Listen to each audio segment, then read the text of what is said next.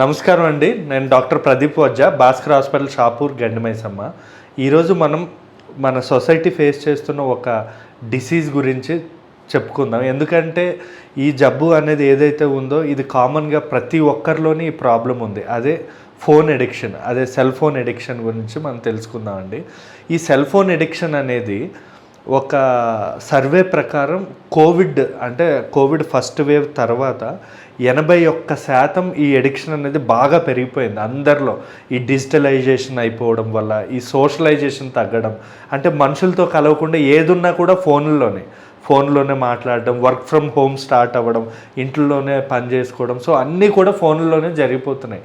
కానీ దీనివల్ల ఇది తీవ్ర స్థాయి దాటి, అంటే ఫ్యూచర్లో ఇది ఒక సైకలాజికల్ ప్రాబ్లం అయ్యే అవకాశం ఉంటుందండి. ఈ ఫోన్ ఎరా, ఇప్పుడు నడుస్తున్నది ఒక ఫోన్ ఎరా. దీని నుంచి ఎలా బయటికి రావాలి, దీనివల్ల పిల్లలు ఎంతవరకు ఎఫెక్ట్ అవుతున్నారు, ఈ ఫోన్ ఎరాలో బాగా ఎఫెక్ట్ అయింది, బాగా డ్యామేజ్ అయ్యేది ఎవరైనా ఉన్నారంటే అది పిల్లలు చాలా సెన్సిటివ్ అండి. వాళ్ళలోనే ఎక్కువగా ఈ ఫోన్ల ఎడిక్షన్తో ఎఫెక్ట్ అవుతున్నారు.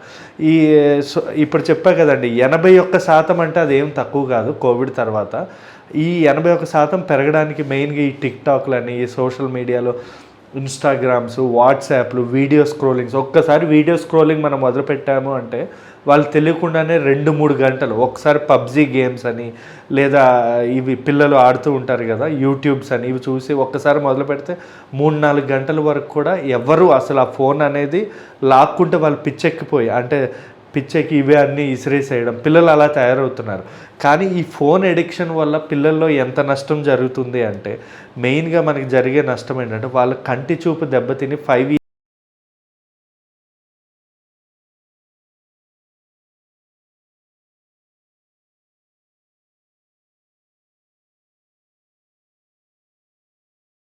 వెన్నుపూస మెడలో ఉండే సర్వైకల్ స్పైన్ అనేది అరిగిపోయి స్పాండిలైటిస్ వచ్చి ఈ చేతుల్లోకి భుజాల నొప్పులని, చేతులు తిమ్ముర్లు ఎక్కడం అని చెప్పి ఇలా చాలా కంప్లైంట్స్ అనేవి చేస్తున్నారు. ఈ ఫోన్ ఎడిక్షన్ చూడడం వల్ల చాలామందికి బ్రెయిన్లో క్లాట్స్ అయ్యే అవకాశం ఉంటుంది.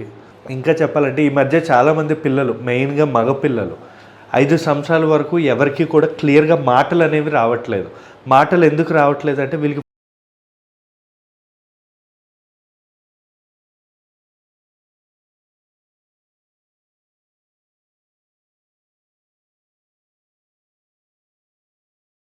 కానీ, కొంతమంది ఏంటంటే సివియర్ కేసెస్లో కంటి చూపు కోల్పోయిన వాళ్ళు కూడా చూస్తూనే ఉన్నాం.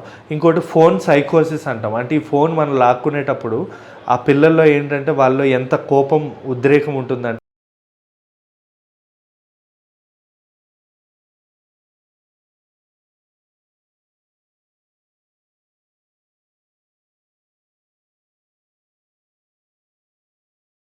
వేరే రకంగా ఏమైనా స్పోర్ట్స్ కానీ, లేదా కబడ్డీ అని, లేదా క్రికెట్ అని ఏమైనా స్పోర్ట్స్కి పంపించండి, డ్యాన్స్ క్లాస్ పంపించండి, మ్యూజిక్ క్లాసెస్ పంపించవచ్చు. ఇవి అలవాటు చేయండి తప్ప ఈ ఫోన్ యూసేజ్ అనేది తగ్గించాలి. ఇది నేను 100% చెప్తున్నానండి. This will be the last generation. చాలా ఎఫెక్ట్ అవుతారు ఫోన్ వల్ల. వాళ్ళు ఈ మధ్య చాలామంది పిల్లలు ఏంటంటే డైరెక్ట్గా ఫేస్ టు ఫేస్ మాట్లాడుకోవట్లేదు, ఫోన్లో వీడియో కాల్స్ చేసుకోవడం, ఫోన్లో చాట్ చేసుకోవడం, వాళ్ళు ఫోన్లో చాట్ చేసుకోవడం ఇలాంటివి చేస్తున్నారు. ఎందుకంటే that is a psychological phone ఎరా నుంచి మనం 100% బయటపడాలి. దీనికి మనం పేరెంట్స్ ఇప్పటి నుంచే కౌన్సిలింగ్ ఇవ్వాలి, ఇప్పటి నుంచే చాలా జాగ్రత్తలు తీసుకోవాలి. ఫోన్ ఇవ్వకపోతే తిండి తినట్లేదు కదా అని చెప్పి మీరు ఫోన్ ఇవ్వడం, ఆ ఫోన్ తీసుకొని పిల్లలు మళ్ళీ తినడం, ఇదంతా కూడా అది సివియర్ అవుతున్న కొద్దీ ఇంకా తినడమే మానేస్తారు. పిల్లలు తినేది కూడా అరగడం అనేది జరగదు. సో ఫోన్ అనేది ఇవ్వద్దు. ఆకలి వేసినప్పుడే తింటాడు, నష్టం లేదు. కానీ ఫోన్ అయితే ఇవ్వడం మానేసేయండి. Thank you.